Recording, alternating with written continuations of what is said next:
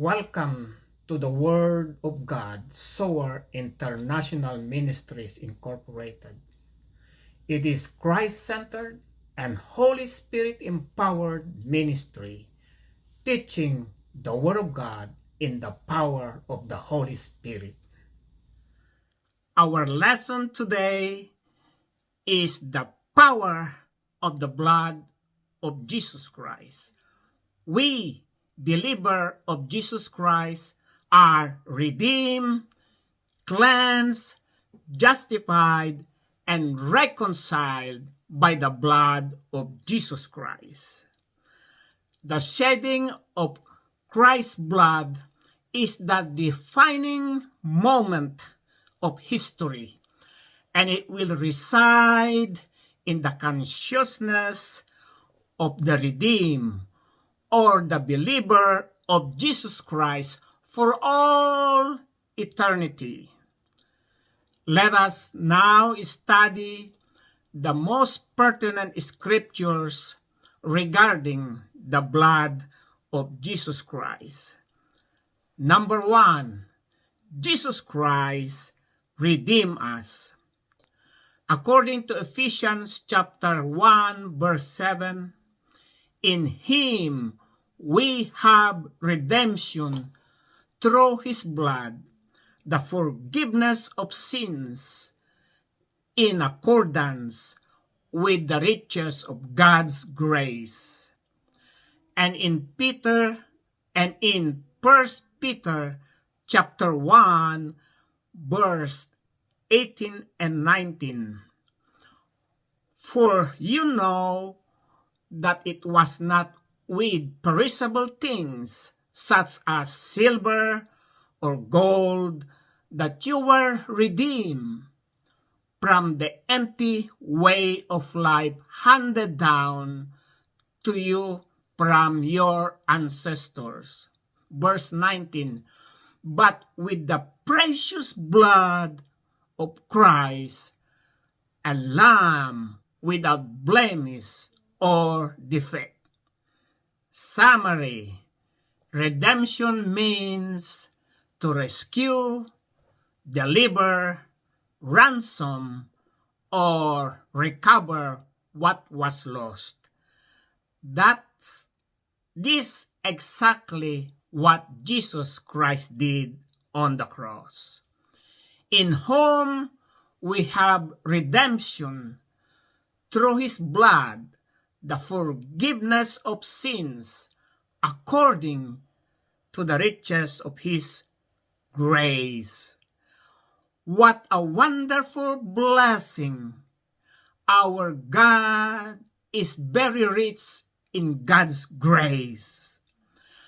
Through the precious blood of Jesus Christ, Jesus is the Lamb of God without defect or blemish. Jesus is the perfect Lamb of God.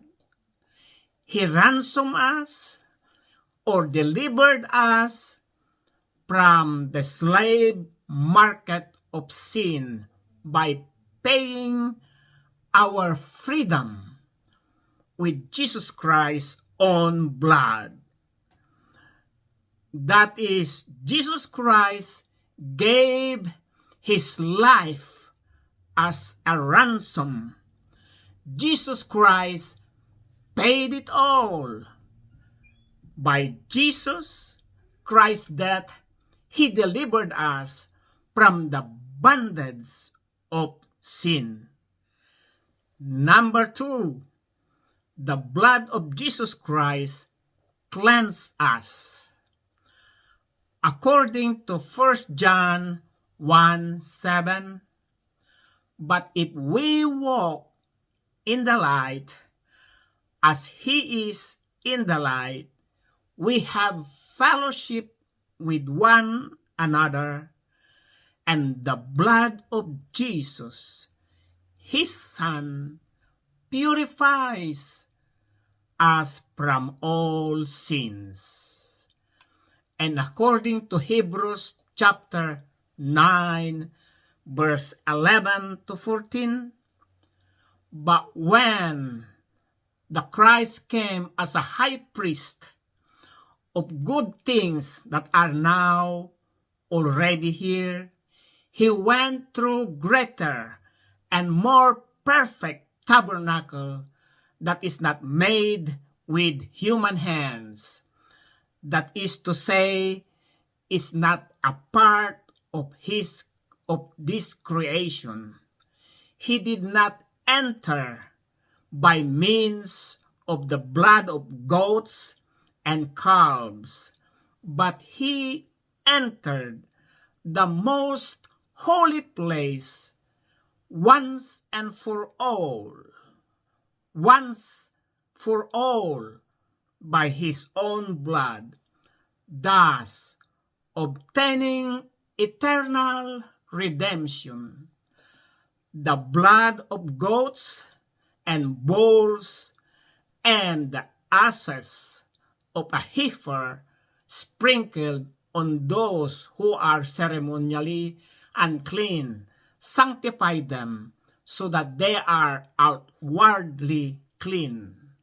Verse 14, it says, how much more then will the blood of Christ, who through the eternal Spirit offered himself unblemished to God, cleanse our conscience from acts that lead to death, so that we may serve the living God.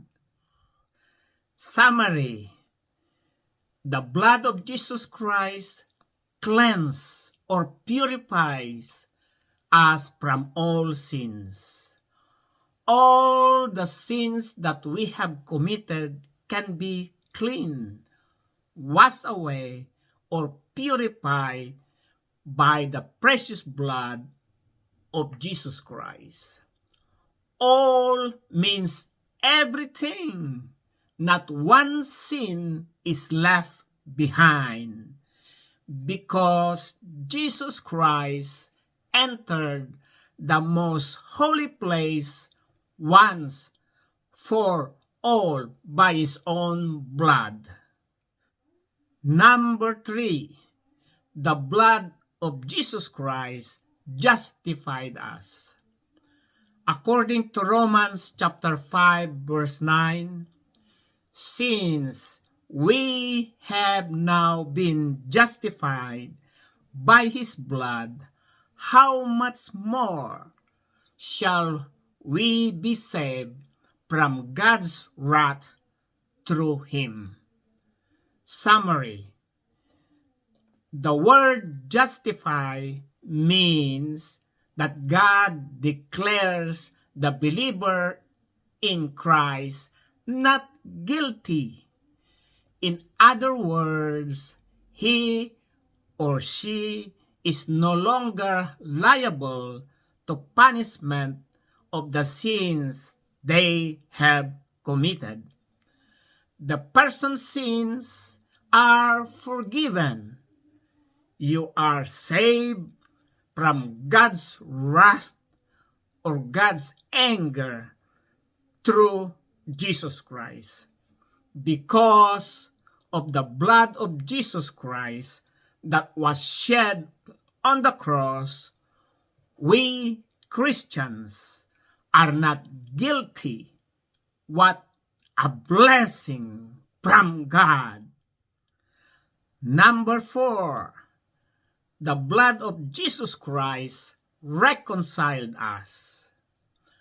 According to Colossians chapter 1, verse 19 and 20, for God was pleased to have all his fullness dwell in him, and through him to reconcile to himself all things, whether things on earth or things in heaven, by making peace through his blood shed on the cross. And in Romans chapter 5 verse 10 and 11. For if, while we were God's enemies, we were reconciled to Him through the death of His Son, how much more, having been reconciled, shall we be saved through His life? Not only is this so, but we also boast in God through our Lord Jesus Christ, through whom we have now received reconciliation. Summary: the biblical meaning of reconciled signifies restoration of a broken relationship, particularly between God and humanity, through the atoning work of Jesus Christ. Our broken relationship with God has been restored by the blood of Jesus Christ. To complete our restoration, we have to say, you are sorry, and confess all the sins you have committed, and ask Jesus Christ for the forgiveness of your sins. By faith, accept Jesus Christ as your Savior, Lord, and God. And thank our God Jesus Christ by making peace through His blood shed on the cross. Amen. Since we are redeemed, cleansed, justified, and reconciled by Christ's blood, we enjoy the following. Number 1, by Christ's blood, we enjoy access to God. According to Hebrews chapter 10, verse 19 to 22, therefore, brothers and sisters, since we have confidence to enter the most holy place by the blood of Jesus, by a new and living way open for us through the curtain that is His body. And since we have a great priest over the house of God, let us draw near to God with sincere heart and with full assurance that faith brings, having our hearts sprinkled to cleanse us from a guilty conscience, and having our bodies washed with pure water. Summary: we, believer of Jesus Christ, worship and pray to our God. We have all the confidence that our prayer reach the most holy place in heaven through the blood of Jesus Christ. And thank God in advance for all the blessings that we receive daily. Number 2, victory over Satan. In Revelation chapter 12, verse 10 and 11, it says, Then I heard a loud voice in heaven say, Now have come the salvation and the power and the kingdom of our God and the authority of His Messiah.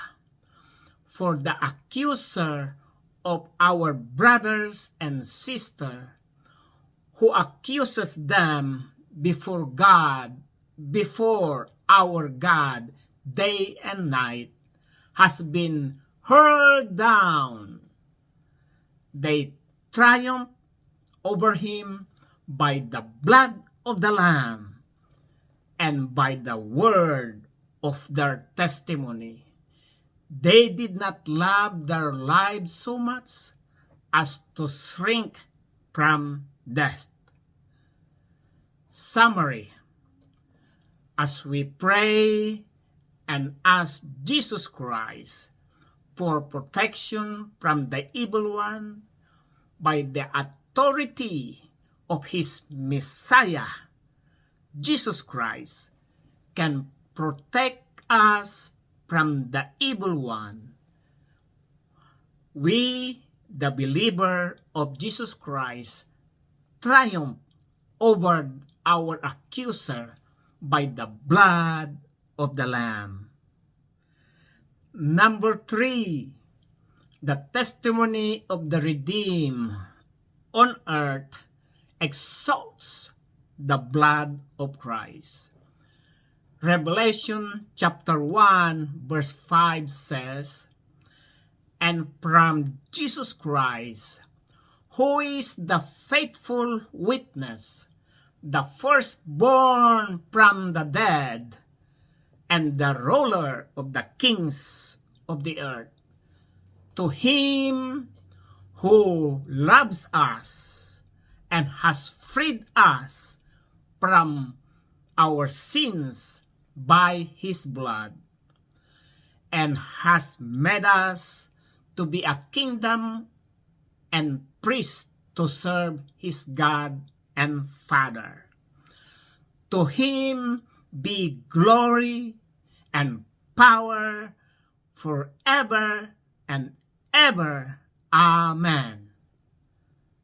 Summary: as we tell others how our God Jesus Christ have forgiven us from our sinful lifestyle, and now we enjoy the love of our God. We are freed from our sins by the blood of Jesus Christ. To him be glory and power forever and ever. Amen. Sa Tagalog, ang kapangyarihan ng dugo ni Jesus Christ. Tayong mga mananampalataya kay Jesus Christ ay tinubos, nilinis, inaring ganap at pinagkasundo ng dugong si Jesus Christ.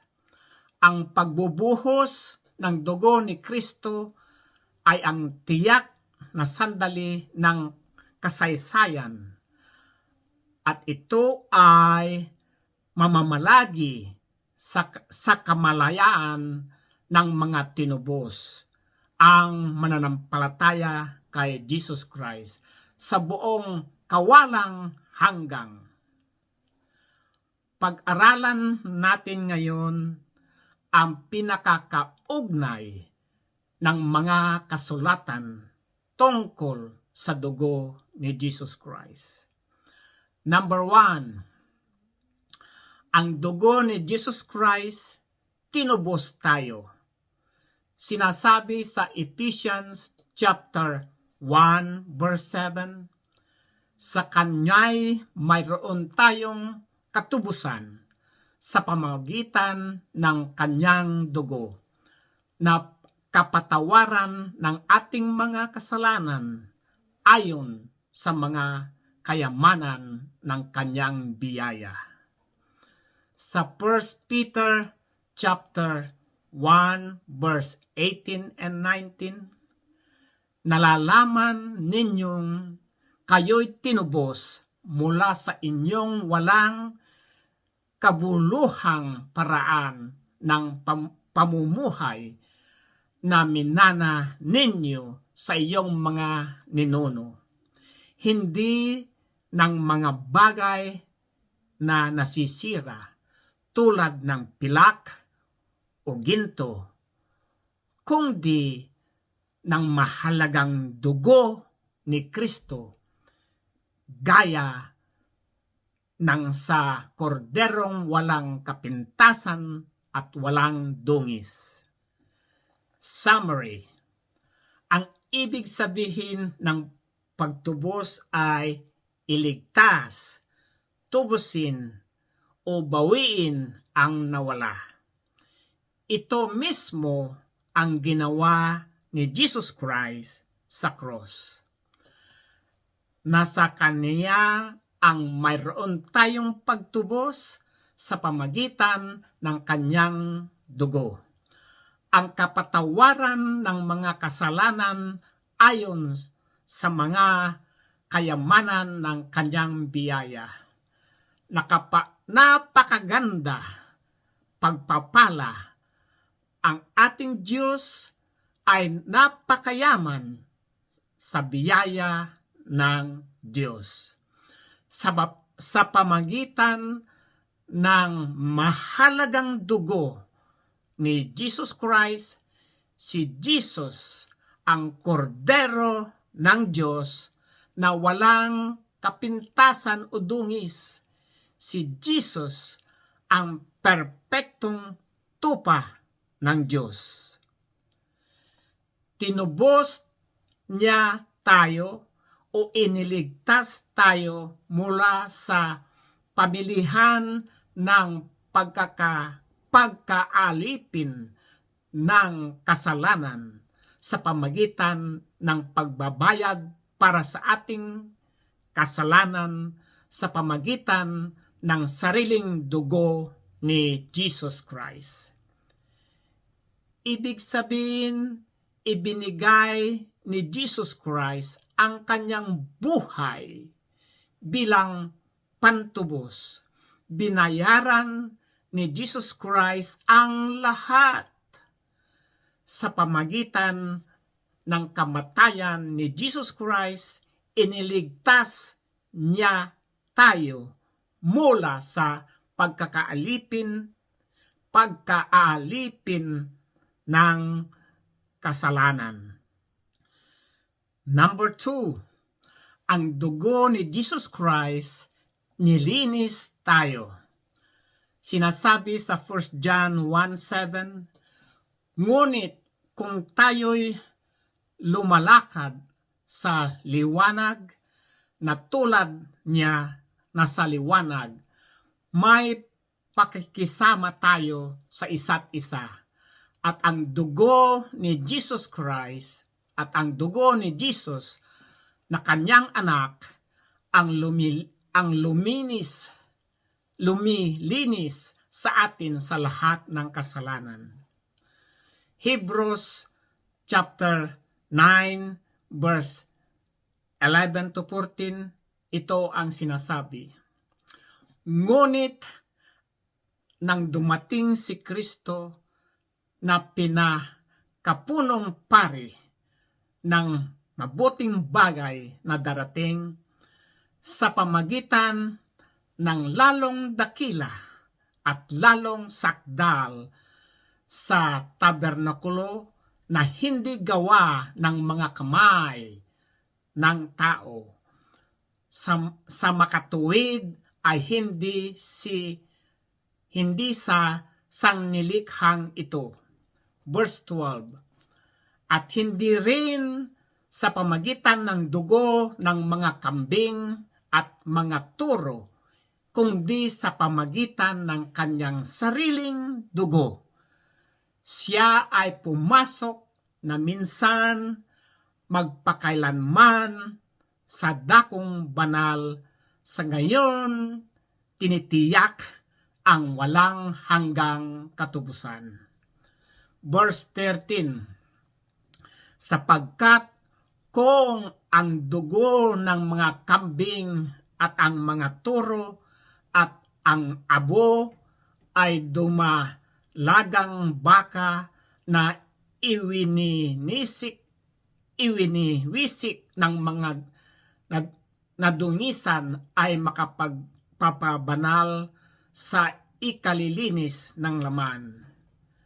Verse 14, gaano pa kaya ang dugo ni Kristo na nasa pamagitan ng walang hanggang espiritu ay inihandog ang kanyang sarili na walang dungis sa Diyos, ay maglilinis ang ating budhi at mula sa mga gawang patay upang maglingkod sa Diyos na buhay.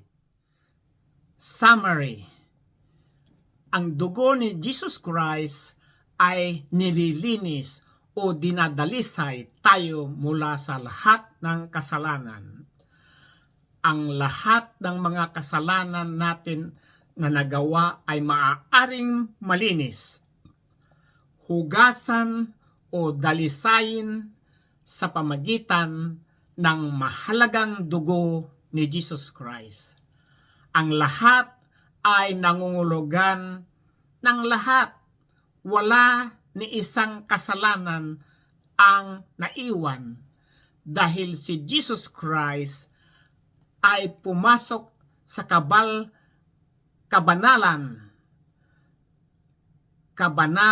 banalang lugar minsan para sa lahat sa pamagitan ng kanyang sariling dugo.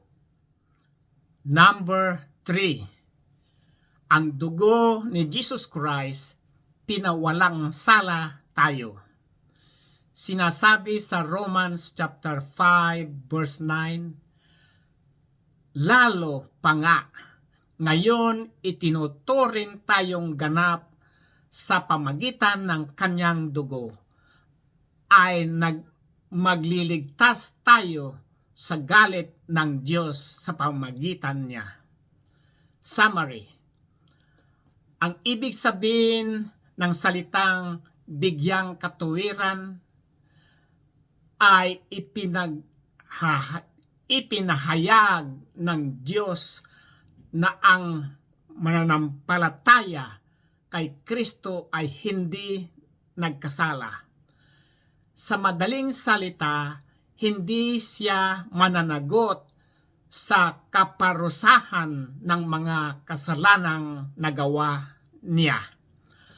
Ang mga kasalanan ng tao ay pinatawad. Naligtas ka mula sa puot ng Diyos o galit ng Diyos sa pamagitan ni Jesus Christ.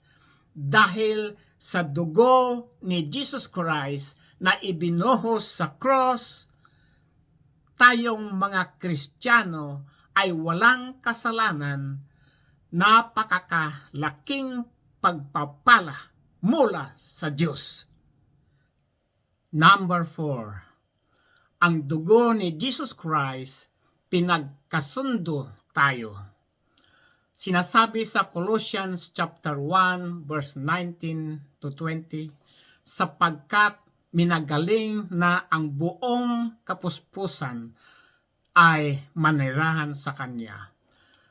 At sa pamagitan ng Kanyang pagkasunduin ng Diyos sa Kanyang sarili, ang lahat ng mga bagay sa lupa man o sa langit na ginagawa ng kapayapaan sa pamagitan ng dugo ng kanyang cross.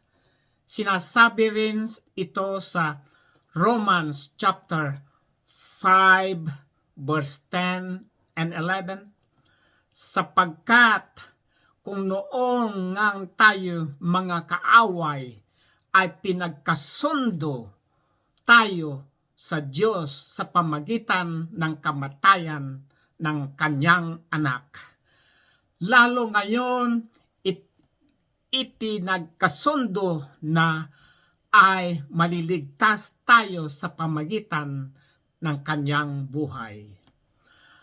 At hindi lamang ngayon, kundi tayo'y nagagalak rin sa Diyos sa pamagitan ng ating Panginoong Hesukristo na sa pamagitan niyang tinamo natin ngayon ang pakikipagkasundo. Summary: ang biblikal na kahulugan ng pinagkasundo ay nangangahulugang ang pagpapanumbalik ng isang nasirang relasyon, partikular sa pagitan ng Diyos at sangkatauhan, sa pamagitan ng pagbabayad sala ni Jesus Christ. Ang nasirang relasyon natin sa Diyos ay naibalik sa pamagitan ng dugo ni Jesus Christ. Upang makumpleto ang iyong pagpapanumbalik, kailangan ninyong sabihin na pagsisisihan mo ang lahat ng mga kasalanan na gawa mo at hiniling sa Diyos ang kapatawaran ng iyong mga kasalanan. Sa pamagitan ng pananampalataya, tanggapin si Jesus Christ bilang iyong tagapagligtas, Panginoon at Diyos. At pasalamatan ang ating Diyos na si Jesus Christ sa pamamagitan ng paggawa ng kapayapaan sa pamagitan ng kanyang dugo na ibinuhos sa cross. Amen. Dahil tayo ay tinubos, nilinis, binigyang katwiran, at pinagkasundo ng dugo ni Kristo, magsaya natin ang sumusunod. Number 1, sa pamagitan ng dugo ni Kristo ay magsaya tayo sa paglapit sa Diyos. Sinasabi ito sa Hebrews chapter 10 verse 19 to 22. Kaya mga kapatid, yamang mayroon tayong pagtitiwala na pumasok sa santuario sa pamagitan ng dugo ni Jesus, na kanyang binuksan para sa atin ang isang bago at buhay na daan sa pamamagitan ng tabing sa makatuwid na sa kanyang laman. Verse 21. At yamang mayroon tayong isang pinakapunong pari sa bahay ng Diyos, tayo'y lumapit na may tapat na puso sa lubos at katiyakan sa pananampalataya na ang mga puso ay winisikan malinis mula sa isang masamang budhi at nahugasan ang ating katawan ng dalisay na tubig. Summary: tayong mananampalataya kay Jesus Christ ay sumasamba sa nananalangin sa ating Diyos. Lahat tayo ay may tiwala ng ating mga panalangin ay umabot sa kabanalang lugar sa langit sa pamagitan ng dugo ni Jesus Christ.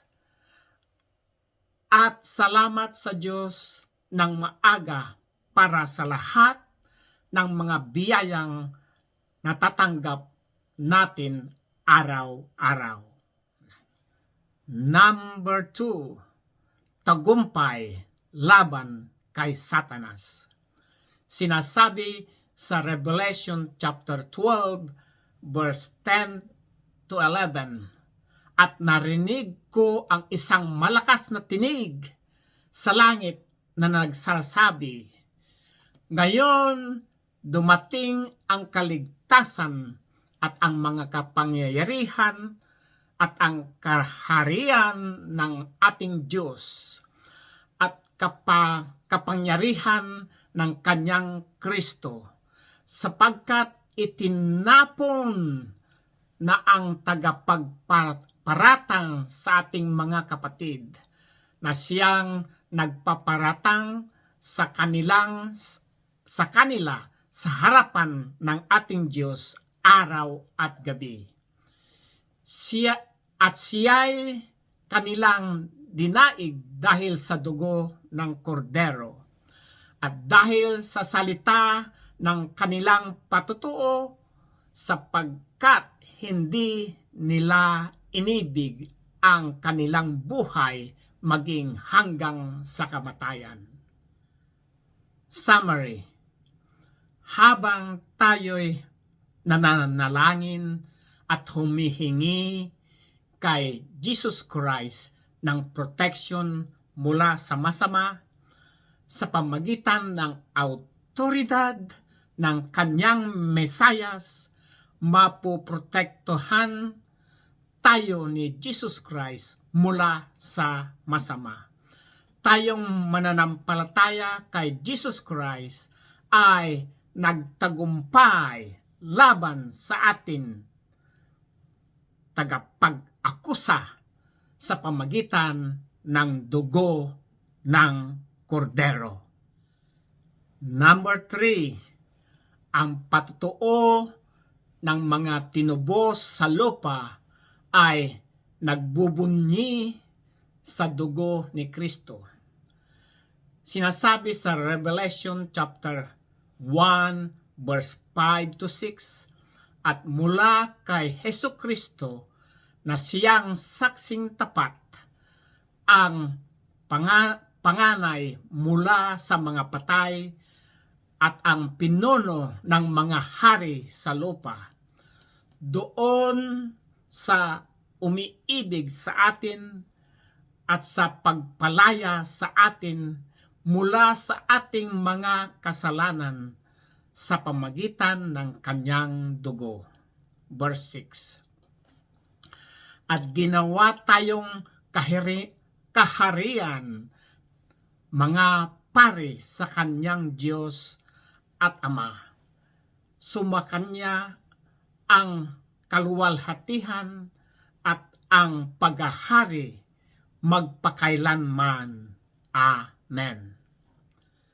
Summary: habang sinasabi natin sa iba kung paano tayong pinatawad ng ating Diyos na si Jesus Christ mula sa ating makasalanang pamumuhay, at ngayon magsaya tayo sa pag-ibig ng ating Diyos, tayo ay pinalaya mula sa ating kasalanan dahil sa dugo ni Jesus Christ. Kaya sa kanya nawa ang kaluwalhatian at kapangyarihan magpakailanman. Amen. This is the end of our lesson today. If you are blessed and inspired by this teaching, I give you permission to share this teaching for the glory of our God, Jesus Christ. Let us pray. Let's have a moment of silence. Father, in the name of your only begotten Son, Jesus Christ, I pray for the listeners that they will increase their faith in you, Jesus. We thank you for your redeeming us from our sinful life. We We thank you for declaring us not guilty of our sins. We thank you that you have cleansed us, purified us with your precious blood. As we celebrate the Holy Week, thank you for reminding us of your constant love, grace, and mercy towards us. In Jesus' name, Amen. God bless you and see you next lesson.